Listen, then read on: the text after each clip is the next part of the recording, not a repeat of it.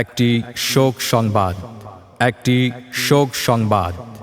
আমরা অত্যন্ত দুঃখের সাথে জানাচ্ছি যে সরসিনা শরীফের আমিরে হিজবুল্লাহ, আমিরে শরিয়ত, আমিরে তরিকত হজরত পীর সাহেব হুজুর কেবলা গতরাত 2:11 সময় রাজধানীর সেন্ট্রাল হাসপাতালে চিকিৎসাধীন অবস্থায় ইন্তেকাল করেন।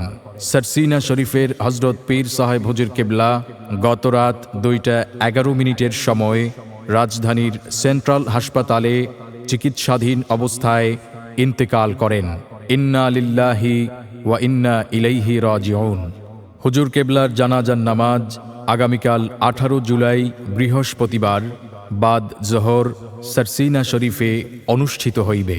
হুজুর কেবলার জানাজার নামাজ আগামীকাল 18 জুলাই বৃহস্পতিবার বাদ জোহর সরসিনা শরীফে অনুষ্ঠিত হইবে।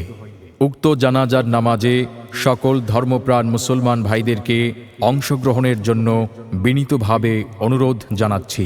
প্রচারে বাংলাদেশ জমিয়াতে হিজবুল্লাহ, সরসিনা দরবার শরীফ।